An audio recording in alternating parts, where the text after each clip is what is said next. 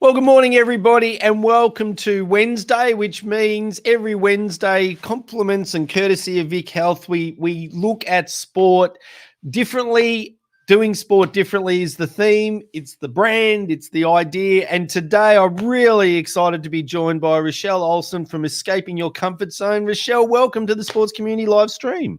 Hey, Steve. Thank you. I'm excited to be here. Thanks for inviting me.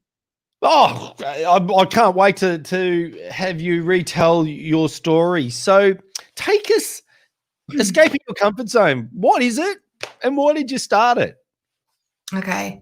So escaping your comfort zone is body positive hiking and adventures for women and for non-binary people. Basically, what we've found is that there's this understanding that in order to be adventurous, in order to be a hiker, in order to be outdoorsy, you have to look a certain way. You have to be slim. You have to be super fit. You need to be able to go a long way and you need to be able to go fast because that's what we see. I actually did a Google image search yesterday to just see what the images looked like. Of the first 100 images that I saw when I entered hiker, there was not a single person that didn't fit that. So basically there was no one in bigger bodies. There was no one of varied abilities. It was basically super fit, young, skinny, fit people. And so I basically wanted to kind of tell the world that it doesn't matter what size you are. It doesn't matter what pace you are. The outdoors don't care about any of that. It doesn't care whether you're fit or not. You're welcome in the outdoors. And that's what I wanted to, that's the message that I wanted to give people, that you can come into the outdoors in the body you're in. So yeah, basically it started with me putting up a post. I'd done a lot of adventure in my life, and I'd just come off a off-road cycling adventure from Canada to Mexico. And I came back and I went, I don't want to be a business analyst anymore. I reckon there's a way. I reckon there's a way that I can show people how to adventure, and particularly for those people who don't think adventure's for them. That's where I go, come on, let's get out and play. So, yeah. I had a little bit of a different experience, except with a car, not a bike. Came back from America, road trip from Nashville to New Orleans, and then from Miami down to Florida Keys and up to Orlando. Came back and threw in a 20-year career at financial services. So I'm hearing you. So okay, so then how did escaping your comfort zone? So how did that come about? And more importantly, what are the options that you've creating now for people to participate in the outdoors? Yeah. So it came about when basically I decided to put up a hiking event that I put it up on Facebook, and I said, I didn't know what escaping your comfort zone looked like at this point, but I put up a hiking event that said, hiking for plus size women, Listerfield, 2 p.m. Saturday afternoon. I remember sitting in my car at about 1:45 going, no one's going to show up. Like, no one's going to be here. What am I doing? And suddenly we had 15 people show up.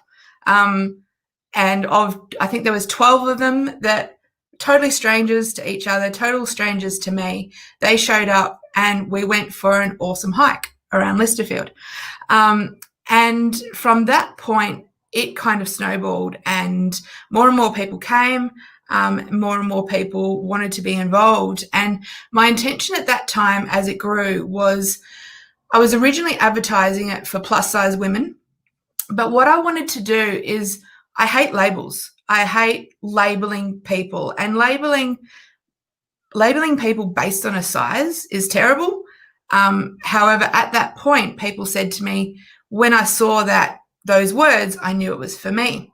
Yes. But what I wanted to do is I wanted to be able to create images and photos and videos that actually showed lots of different body types. So people could look at these images and go, oh, that person has a body type that's similar to mine and she's giving it a crack. How about, maybe I could give it a go as well. So the plus size has dropped off, and it's now just body positive, because we do welcome all bodies. To be honest, the majority of our participants are in bigger bodies. But we welcome all bodies as long as you come with the attitude of being body positive. And so now we run hikes when it's not COVID. We run hikes. Our hikes are run by a team of about 30 volunteer leaders. Wow. There's 8 to 10 hikes across Victoria each week. And we also have a small group in Canberra as well. But it's mainly based around Melbourne Metro and kind of the areas around there. And most of our hikes are aimed at beginners. They're no more than 6 kilometres, take no more than 2 hours, and our leaders always lead from the back, so nobody ever feels like they're left behind. Yeah, fantastic. As we've been going through the Doing Sport Differently theme, and I get this is week 6, so we're only relatively new in this concept of exploring sports differently. But one of the things that's continually coming out is that the imagery in the videos have got to be written in such a way that the target audience can see themselves doing it. They can relate to it specifically, and they can see themselves going, yeah, as you say, that's me. And I think I'd be okay there. I'd be safe there. The other thing that's agree.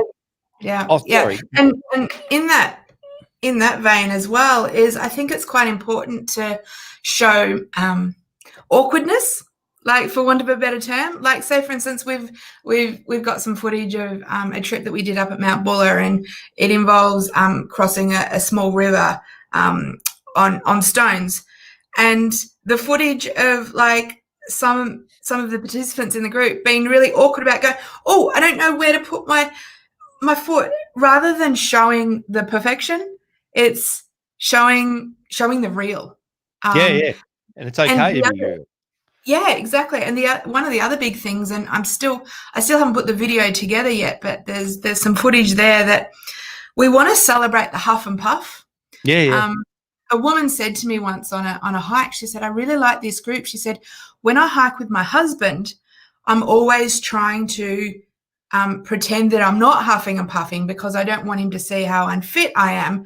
So the more I try not to huff and puff, the more I huff and puff, and the more anxious I get, and I really, really don't enjoy it. Whereas she said, I look around at everyone here, everyone just walked up that hill and they are all huffing and puffing and everyone's fine about it. I'm like, yes, I'm all about the huff and puff. Like, why do we have to try and like pretend to that we're not huffing and puffing when it's a human thing to do? Yeah.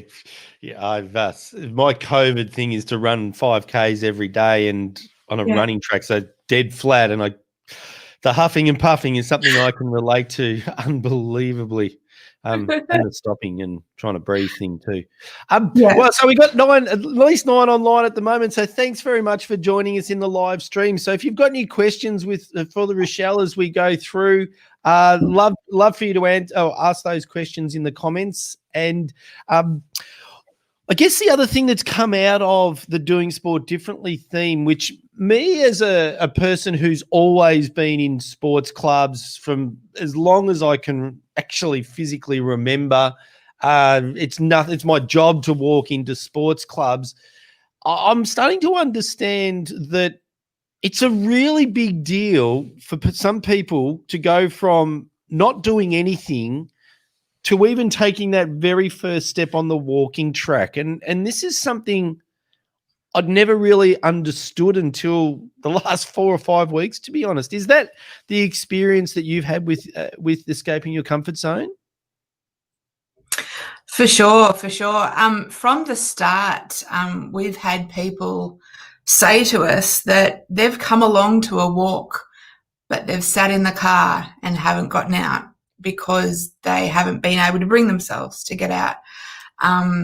Whether that's because of anxiety, whether that's fear of judgment, whether that is concerns about their appearance, whether it might be concerns about, one of the big concerns is, will I even make it? And that's one of the things, and that's been kind of the thread throughout our group is trying to work out a way to make people comfortable enough to show up to that first event. I know myself, so a little bit like you, I've come from, in terms of adventure, I'm pretty comfortable in it. But for instance, for me, I signed up to a burlesque, an 8-week burlesque class, and it really scared me. And I remember getting to that first class and I sat in the car and I just went, I'm not going in. Yeah. And I'm like, Rochelle, you're 41 years old. Get out of the car. What is wrong with you? No, they're all going to know how to dance and they're all going to have perfect bodies and I'm not going to fit in, da, da, da. And I literally slapped myself across the face and said, Rochelle, you run escaping your comfort zone. You are telling people that this stuff is okay. You need to lead by example. And I'm just like, and I finally, like, I got all teary and then I'm like, right. And I went in. And I realised that there was all different body types and all different people who were able to move, who weren't able to move, and it was great. And I had a great experience. But so I can really relate to that feeling. So one of the big things that we work on doing is nurturing people up to that point where they do show up. There's a number of steps there, but by and large, our most important resource is we have a private Facebook group. So it's Body Positive Hiking Melbourne. And I think there's like 1,600 people in it at the moment. And what we do in that group is, yes, we share our hikes. Yes, we share our photos. But we also do things like non-hiking, less scary things. Like, for instance, at the moment, I mean, COVID is a really great example of this, where we keep people engaged and have them link up with each other via doing things like, at the moment, everyone's posting all the yellow flowers that they can find this week. And then others comment on that, and then someone else comments on that. Then you have things like, for instance, what I did, and as I said, yeah, COVID's a really great example of this, is I put a post up about the importance of mental health and being able to talk to someone, being able to talk to a professional. And so as part of that post, I talked about my experience with speaking to a psychologist and why I went and all the barriers that I faced. But then that opens up really vulnerable conversations from other people going, this was my experience. And then other people see that and they go, oh, hang on. Oh, those people have tried that. Okay, maybe this is something I can do. But it opens up a vulnerability. And within this group, people really get to know each other as people, not as hikers, not as experienced hikers, not as capable. They get to know each other as people. Another great post that went up a couple of years back was, it was a 40-degree day, and someone had posted. I shared a link from somewhere else about an article where a woman who was in a bigger body had said, in the last 20 years, I haven't not worn a cardigan on a hot day, but today I'm taking my cardigan off and I've just got my singlet top on and I'm feeling really brave because I've got my arms out. Yeah. And there was literally hundreds of posts with all these people with their arms out on this hot day. And for some people that came naturally, but for some people, they also hadn't done it for 20, 30 years as well. And so that kind of bonding experience and the creation of that group, where there's no expectation that if you're in this group that you will go hiking.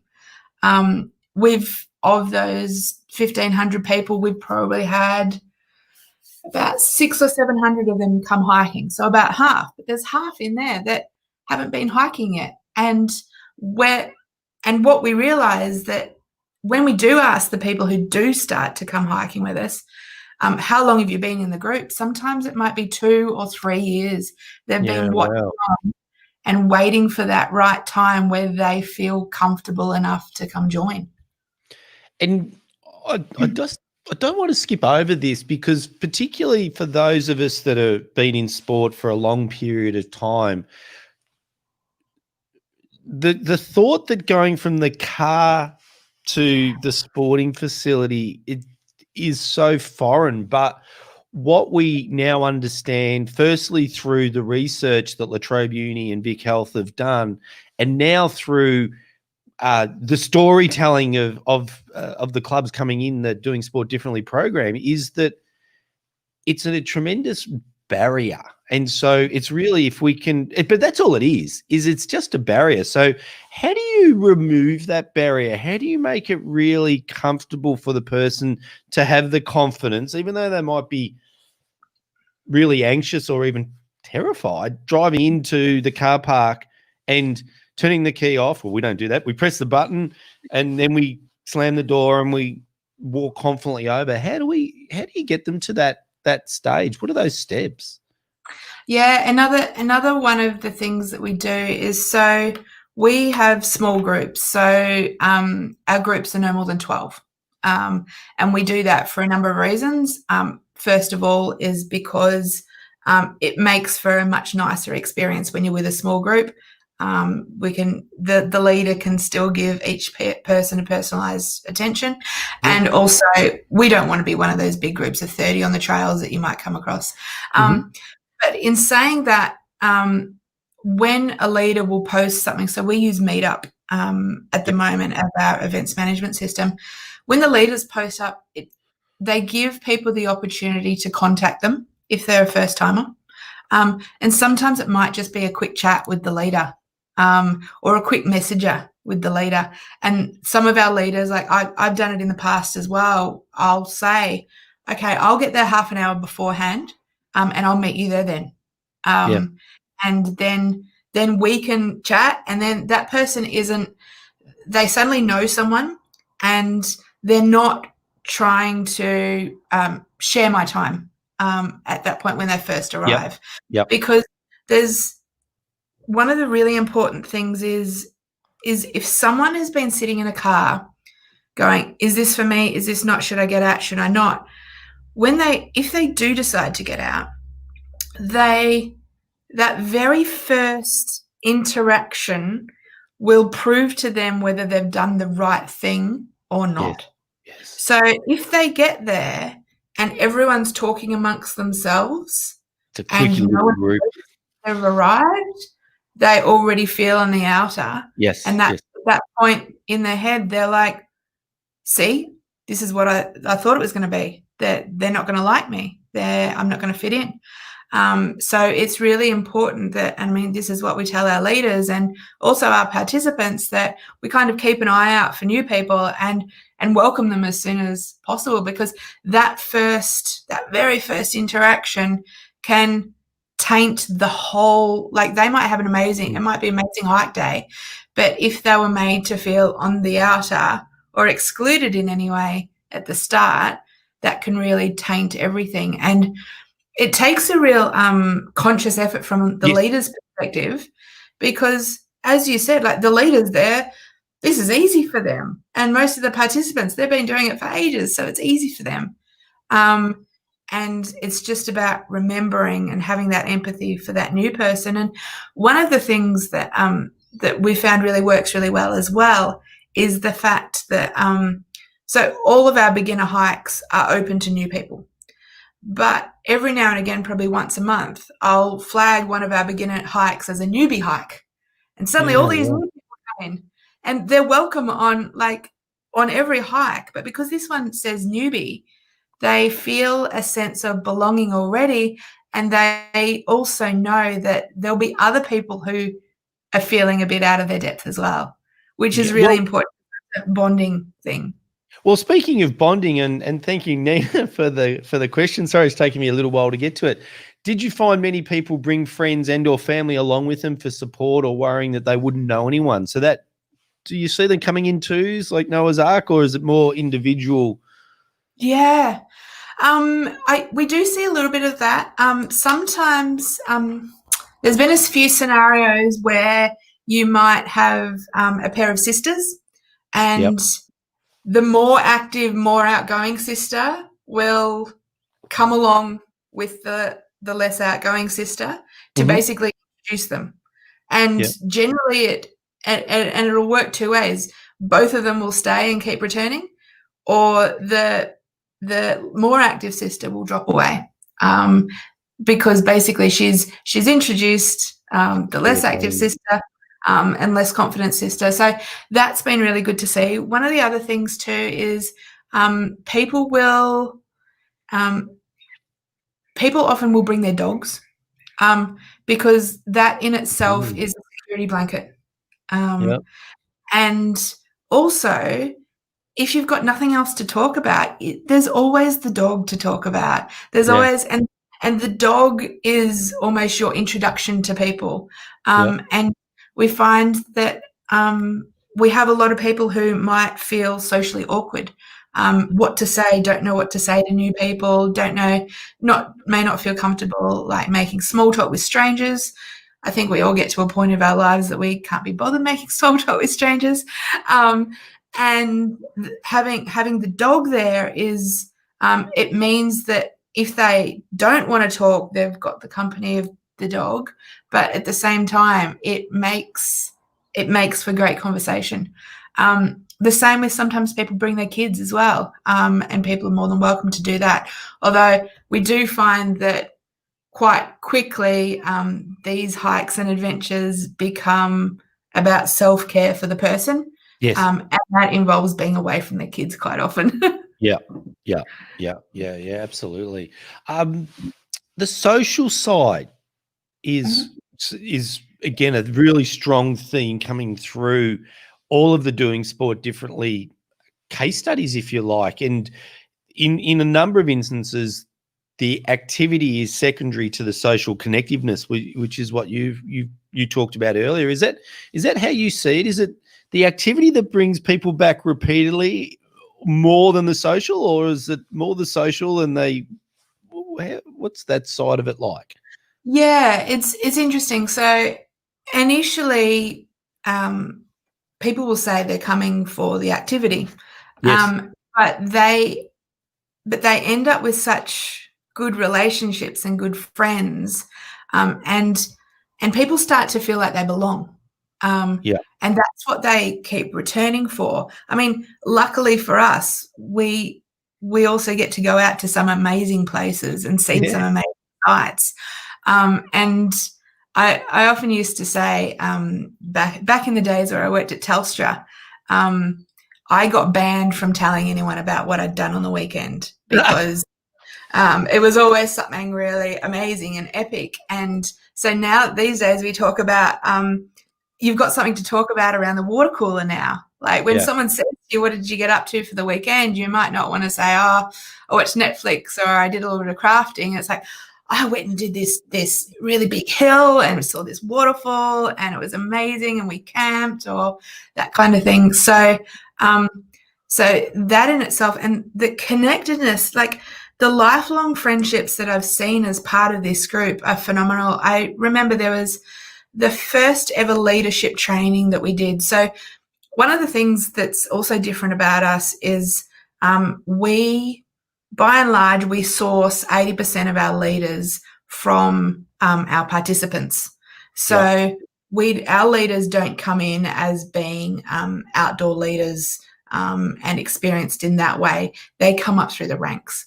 Yeah. So for our first leadership training session, we had, I think there was 6 of our regulars, plus I think there was a group of 10 of them. But 6 of our regulars who'd been with us for over a year had become such good friends. They had all bought kayaks and they'd all bought kayak racks for their cars. And they parked outside the training center that we were at.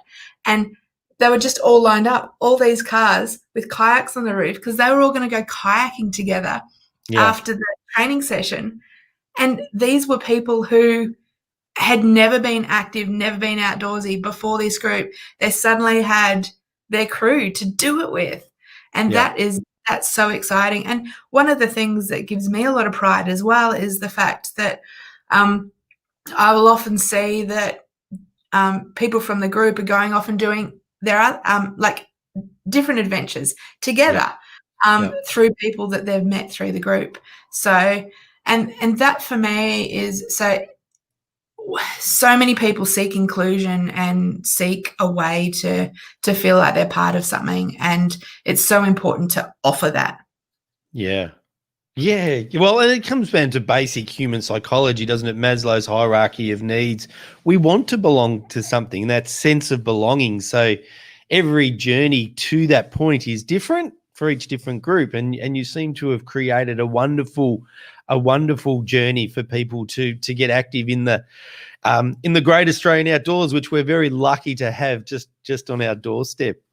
Rochelle, I could talk to you all day. I think what you've done is amazing. I think it's fantastic, and congratulations on starting something outside of the clubs. It's not within the normal bounds of a sports club. You've started this from scratch and created a group of like-minded people coming together, exercising, experiencing the world, having something cool to talk about around the water cooler. Or I'm big soon to become despise Zoom meetings, but yeah, but more than that, you're creating great social connectiveness. So congratulations on what you've achieved. How can people? What's your website URL? I should have put that up on the screen. Yeah, all good. So it's escapingyourcomfortzone.com. And yeah, basically all our links to all of our socials and all of our events are in there. Not that there's any events at the moment, but they will be there when they're there. Yeah, and you get to see what the events will be. But if we just do what we normally do and just finish off just looking at this discussion through the Doing Sport Differently framework that's been created from the research by La Trobe University and VicHealth, it's just a classic. I'm not sure. You've either done it exactly by the framework, or you just illustrate exactly that the framework really works, engaging the target market, working with them, thinking about it from their perspective, catering to different levels. The deliverer is the most vital person, and creating that pathway as people develop their fitness into activities. And you've created it in a sustainable way. I mean, it's the perfect program. And so congratulations. I look forward to seeing where you take it with the benefit of COVID. It gives people like ourselves a bit of time to have a breath, huff and puff, and think about where we take our ideas and our thoughts. And I look forward to seeing where you take Escaping Your Comfort Zone post-COVID. All right. Thanks so much for your time today, Steve. This has been great. No, thank you so much for sharing your knowledge and your journey. It's well, I've certainly learned a lot, and I'm sure everyone else that watches the video and was joining us today live stream has learned a lot. Just before we go though, Kim's just come through. Rochelle's program is sensational. Well, I've seen her program at work, and the group are so engaging and welcoming, so fulfilling, seeing Escaping Your Comfort Zone exposed for the wonderful networking that it delivers. So Kim, thank you so much for putting that in. What a wonderful way to finish what's been a great discussion, Rochelle. Thank you so much for your time. Cool. Thank you. And thanks, Kim. See ya. Thank you. And so thanks for where does this week go? It's Wednesday already. It's just bizarre how fast the week goes in lockdown for those that are not in Victoria. The rest of us are in a bit of a lockdown down here in Victoria. Tomorrow, live stream, we'll just do a little bit of a recap on where we're up to. Friday is eSport Friday, so I have no idea what we're talking about and what that conversation is normally about when I'm in it. And then next week, we've got a whole range of great guests, which is really exciting. So as normal, I'd like to say thank you for being part of our sports community.